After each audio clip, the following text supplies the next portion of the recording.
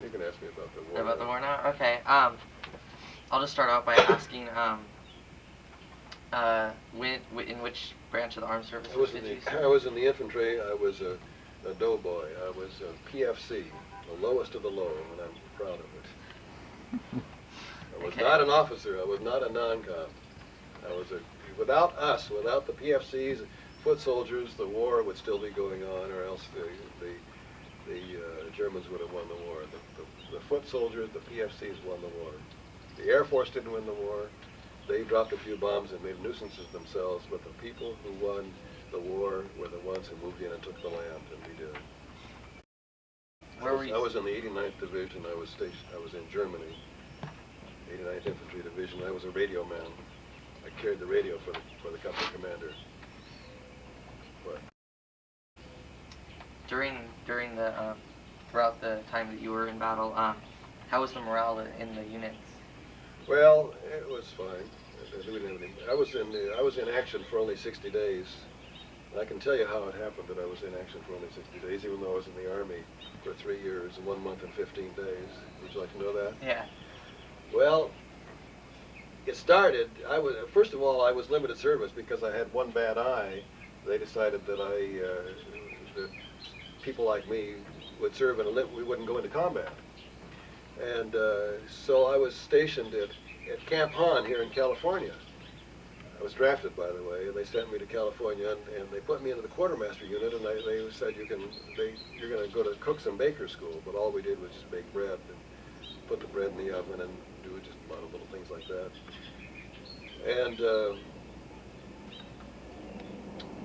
And I began hearing about a program called the Army Specialized Training Program, and some people I knew would suddenly be gone. They went to one of the universities or colleges in the ASTP, Army Specialized Training Program. So I went to the personnel sergeant and asked him how come they didn't send me. And he said, well, he looked at me and he says, your score isn't high enough. And I said, can I take the test again? And he said, sure. So I took the test again and I passed it. So they shipped me off right away to Los Angeles. So I had about 8 months or 9 months in the Army Specialized Training Program. This program was set up because some congressmen who were astute, who understood history, who knew what had happened in history, realized that in the wars of the past, all of the bright young men, lots and lots of them had been killed off. And they wanted to do something to make sure that after the war there would be some young men who would go to college and who would get the country going again. So they set up this program and they said, well, we're going to train engineers and we're going to train all sorts of medical specialties. And a lot of people didn't realize what the true purpose was. And so the program flourished. There were thousands and hundreds of thousands in colleges all over the United States going to college. I was going to Los Angeles and Hollywood, if you can imagine that. And that was a great life.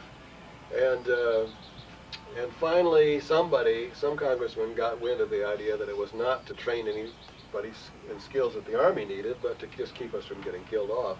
And so and he was from the South. He says, nuts to that. He says, if our Southern boys can get killed, the rest of those guys, college boys, can get killed too. So they closed the program down, and they sent me to the infantry.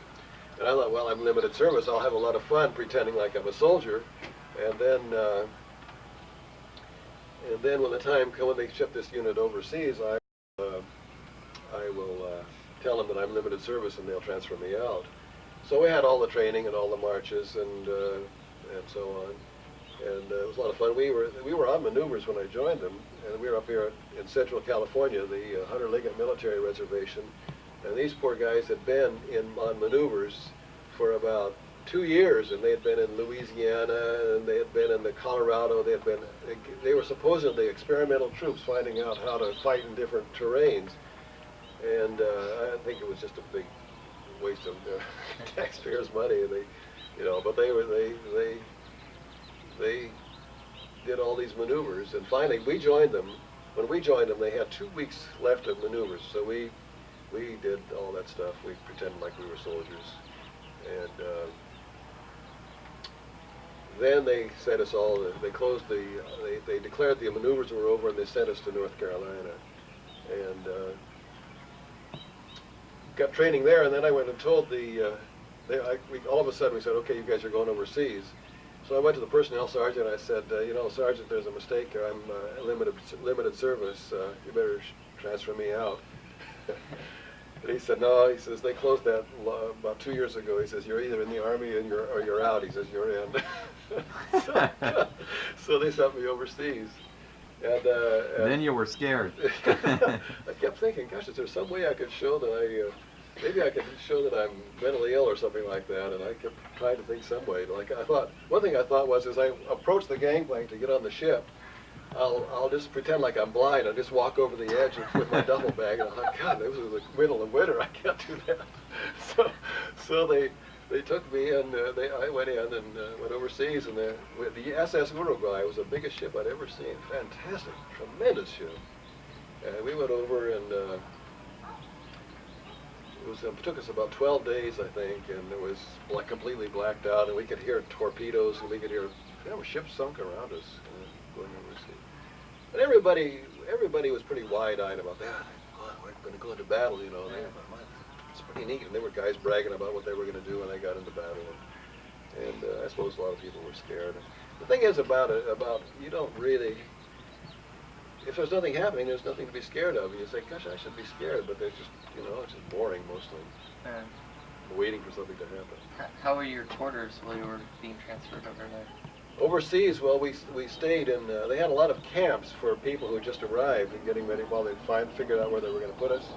And the camps were named after cigarettes. Now, how can you understand that? There must have been some little program even then to get more people to smoke. They gave away cigarettes, by the way. Nickel a pack they gave. So why do you suppose they did that? They wanted to get us hooked on cigarettes. Well, anyhow, they named these packs. I was in Camp Lucky Strike. There was Camp Chesterfield, Camp Old Gold, all these different cigarette camps.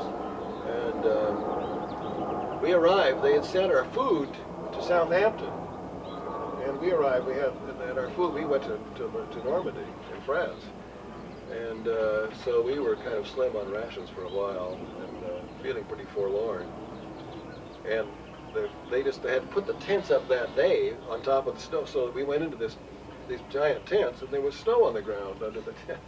So we had this. I guess we put up cots and slept there. We were really tired. The Havre, where we got off the boat, had been bombed. And we got off in the moonlight. We could see these still smoking, these ruins of the city around us, and it was pretty scary. It was kind of sobering to see everything was in ruins. When were you most afraid during the war?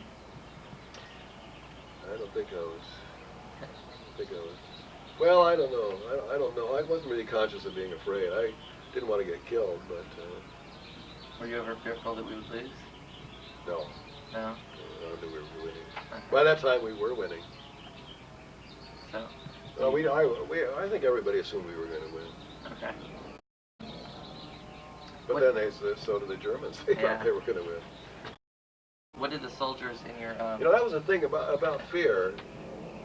I remember we were in a field, and we were looking over this town, and there were shells landing about 30 feet from me, and I said to myself, I ought to be afraid. What is it? And the guys... The shells would be landing behind these guys. They were all lying down, of course. They turned around and looked, but nobody was afraid. And I think that it's just difficult to understand fear. I was glad when we got to move out. I didn't want to stay there, but we had to, until they told us what to do, we stayed there.